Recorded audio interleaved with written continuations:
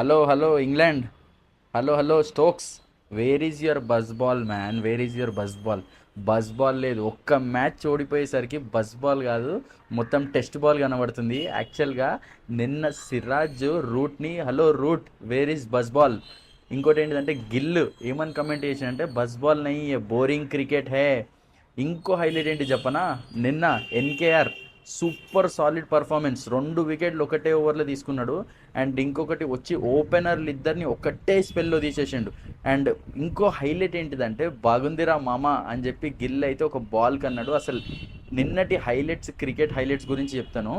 నిన్నటి మ్యాచ్ ఏదైతే ఉందో అసలు బస్సు బాల్కి ఆపోజిట్గా ఆడిర్రు. ఒకరైతే 38 స్ట్రైక్ రేట్, ఇప్పుడు ఎవరైతే ఉన్నారో స్టోక్స్ 38 స్ట్రైక్ రేట్తో ఉన్నాడు.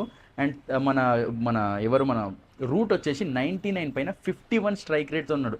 అంటే మీరు అర్థం చేసుకోవచ్చు, అది నార్మల్ క్రికెట్ బస్ బాల్ నుండి నార్మల్ టెస్ట్ క్రికెట్కి వచ్చింది. అండ్ ఒక ఊపుదాం అనుకున్న ఇంగ్లాండ్ క్రికెట్ మొత్తం డిఫెన్సివ్ మోడ్లోకి అయిపోయింది. ఎందుకు? జస్ట్ ఒకటే మ్యాచ్ ఓడిపోయారు. ఎడ్జ్ బాస్టన్లో ఒక్క మ్యాచ్ ఓడిపోయినందుకు ఈరోజు లార్డ్స్లో కంప్లీట్గా స్లో అయిపోయినారు అని అంటే మీరు అర్థం చేసుకోవచ్చు క్రికెట్ ఏ విధంగా టర్న్ అవుతుంది. అండ్ ఫ్రెండ్స్ మనం చూసుకుంటే సింపుల్గా చెప్తున్నా, నిన్నటి మాత్రం ఇప్పటి వరకు మ్యాచ్ అయితే 50-50లో ఉంది.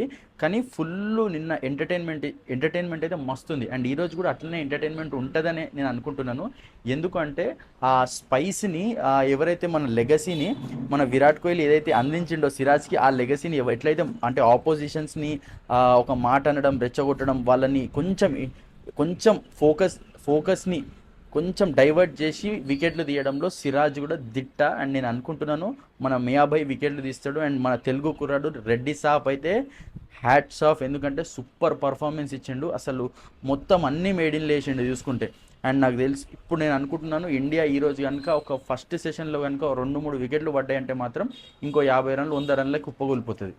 అండ్ నేను ఈరోజు అప్డేట్స్ ఏందనేది నెక్స్ట్ వీడియోలో చెప్తాను. ఫ్రెండ్స్ ఎవరైతే ఫస్ట్ టైం చూస్తున్నారో కొంచెం నా వీడియోని లైక్ చేయండి, సబ్స్క్రైబ్ చేయండి. And thank you friends for watching my channel.